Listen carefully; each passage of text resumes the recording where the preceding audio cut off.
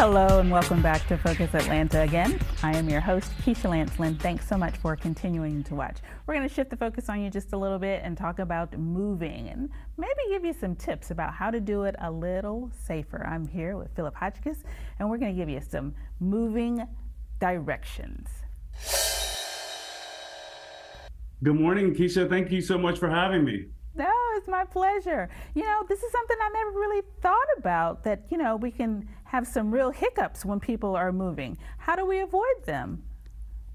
Well, you can. Actually, I'm a 24-year Air Force veteran, and my wife and I were looking at the last few years of my career. And as I was retiring, we realized, wow, in the last 10 years of my career, we had moved 10 different times because of assignments and deployments. And so my hat's off to the military who are still out there serving.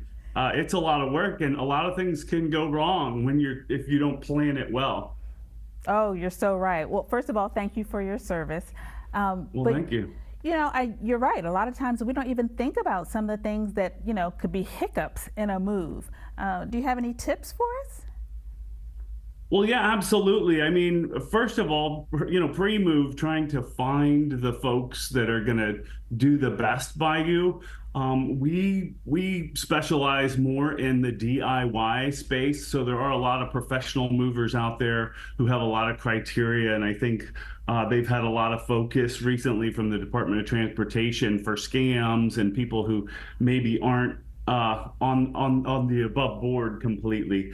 We specialize more in the container space. So what we do is we bring people containers and they can pack it at their own time, and then we'll move it to them in the same state or even across the country if they need to. But one of the things to do when you're first planning, I think, is to ask friends and family if they've had any experience with local professional movers or even what they've done in the DIY space. Get their recommendations. That's always a great place to start. If you're hiring a professional mover, then, you know, ask them, how do you settle disputes? How do you inventory all of my things? How do I know that they're going to get there in good shape? And do I need insurance above and beyond what you offer? But what we really recommend in the DIY space before you get started is sort through your stuff. A lot of people will accumulate things in their office, in their basement, in their garage, on their bookshelf that they really don't need. So we recommend maybe establish a few different piles of things that I'm going to keep and definitely move, things that maybe I'll give away or sell, and things I just really need to toss. And another thing to consider is kind of a packing plan.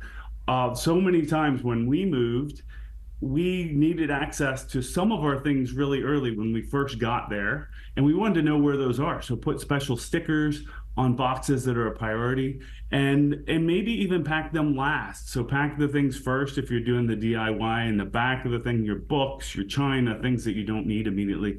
And the last things to pack are really important documents, linens, pillows, maybe the clothes that you're going to wear whenever you get to the new place. And consider the weather when you get there. If you're moving from New York to Miami in the winter, for instance, that's going to be a big shift, and you're going to need your bathing suits and your shorts when you get down there. But also don't be too proud to ask for help when you're moving. It's a big deal, and a lot of people don't realize how much stuff they really have and how much help they might need lifting it. So to invite friends and family or even professional movers over, buy them a pizza or have a going away party to celebrate. Those are really good places to start, I think. Those are fantastic places to start. Some of them I hadn't even thought about. You're so right. So often we're so interested in just getting everything in there. We don't think about, you know, the order in which we're putting things in the storage unit, and, you know, how we need to have something closer to the front and some things can go closer to the back, because we're not going to use that Christmas china just yet, so that can go in the back. Exactly. These are great tips. I have the website up there for everyone in case they have some questions of you. Philip, it was a pleasure to meet you. Thanks for coming on the show. It was great to meet you too. Thank you for the opportunity, Keisha. Absolutely. All right, guys. I know a lot of you choose the summertime when the kids are out of school to make the big moves.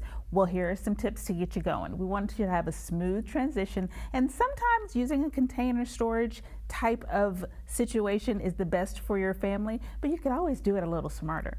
Take the time to visit the website and learn some more tips. Thanks, guys, for tuning in to this segment of Focus Atlanta. We'll be right back with more.